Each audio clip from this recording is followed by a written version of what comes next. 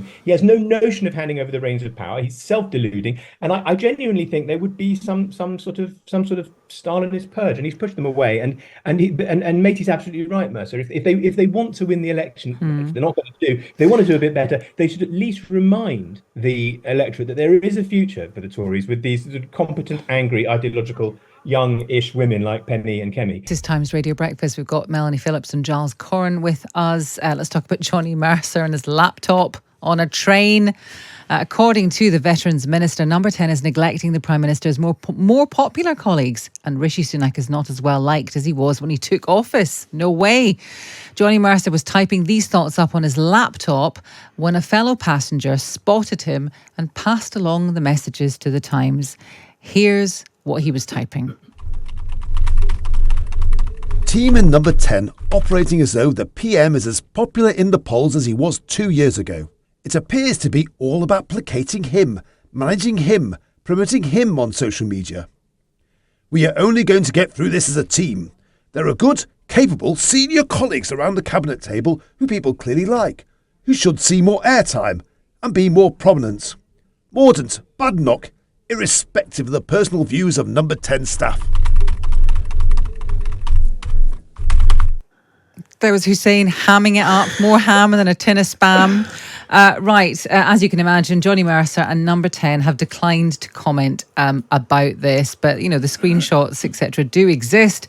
Giles Coren, does he have a point, or is this more about his own ego? Well, I don't think it's about his own ego. He was sending a private email. I just think everyone makes such a fuss that these ministers have to go by train everywhere because of the environment, and they mustn't get ministerial cars anymore. And then they make a huge fuss if they go in first class. You sit among the chads, and this is what happens. This is a very, very good argument to go everywhere in a Bentley, and I would make it if I was Johnny Mercer. It's a very good impersonation, by the way, although he's a little bit posher than that, I think.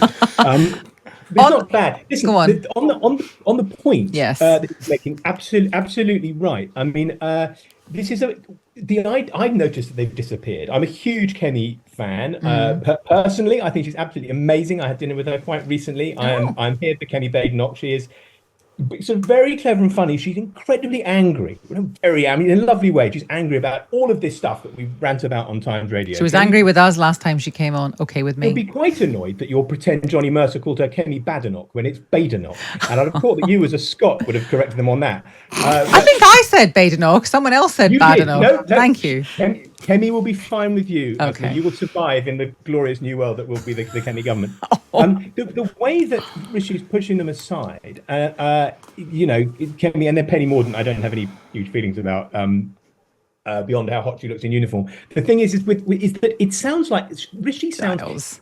Putting them aside, I have the sense that if it was 1950s Russia, Rishi would be purging them. He'd be killing them. He's like Stalin. He's a weenie little man riddled with insecurities who can't bear to be sort of seen in public with these rather stronger, hotter propositions who are probably going to be ruling things after him. He has no notion of handing over the reins of power. He's self-deluding, and I genuinely think there would be some sort of Stalinist purge, and he's pushed them away. And Matey's absolutely right, Mercer. If they want to win the election, which they're not going to do, if they want to do a bit better, they should at least remind the electorate that there is a future for the Tories with these competent, angry, ideological, young-ish women like Penny and Kemi. Okay, but they would be an asset.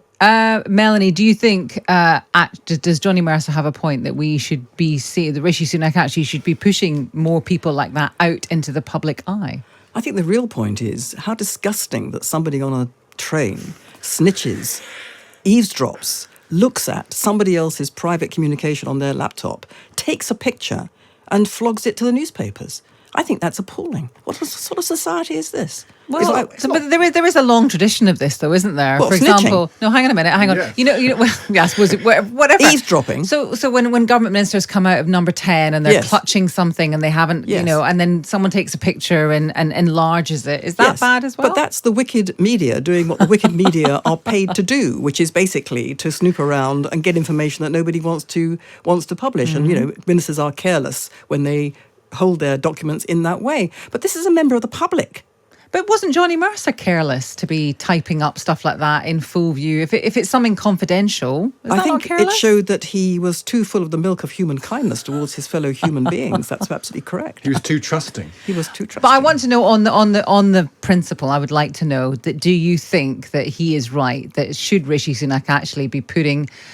Should we be seeing more of people like Penny Mordant and Kemi Badenoch? I think this is to look at this with the wrong end of the telescope. The problem is Rishi Sunak says Johnny Mercer, basically. Yeah. And that's correct.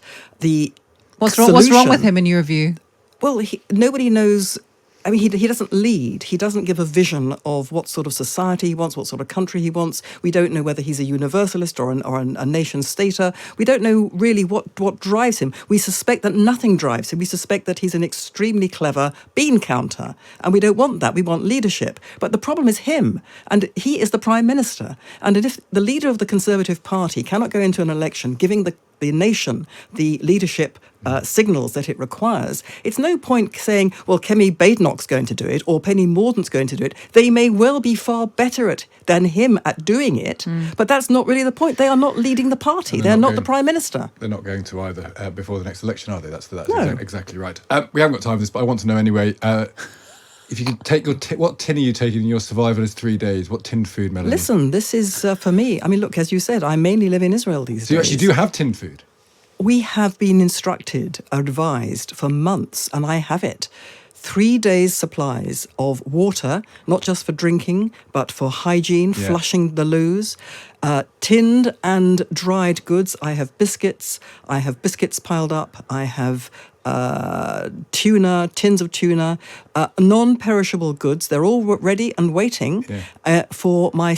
And we're all advised to put this in our safe place. Yeah. My safe place actually is our stairwell, but this is quite difficult to arrange. But anyway, that's neither here nor there. But this is how we live. And they're saying that we need to live it in this country as well, not for the same reasons as you would in Israel, because catastrophe can befall. Giles, you must have some sort of sybaritic recommendation for tinned goods that you'll take with you at a survivalist moment. Well, it seems a bit vain and silly after Melanie talking about they're doing it in Israel. It kind of points up what a daft story this is, because Israel, there's a reason. Here we get all hysterical about it. Everyone was prepping for Brexit and everyone was prepping for the pandemic. In Israel, they are prepping for the Third World War, and it's quite reasonable. And for us to be doing it because second-class post might only go alternate days, and we'll have to, it's ridiculous. The thing I would probably say, I was terrified in the report. They said the lady said there's lots of protein powders, and I guess she means that nourishment stuff you see discarded outside gyms. And I thought, if that's what we have to survive on, there's a danger that after the apocalypse, the only people that will survive will be a race of narcissistic gym bunnies. No one wants that. Absolutely horrific. Oh, that'll be merciful death will take us all. Great to speak to you both, Melanie Phillips and Giles Coren. We must mention that Giles Coren has a great podcast. It's called Giles Coren Has No Idea. It's him and his wife Esther. It's not arguing, it's debating, frankly. We absolutely love it in our house. It's very, very funny. Basically, if you want an insight into why Giles is who Giles is and why he says what he does in the Times and on Times Radio, the best way of getting to that is Giles Coren Has No Idea, the podcast. And we should say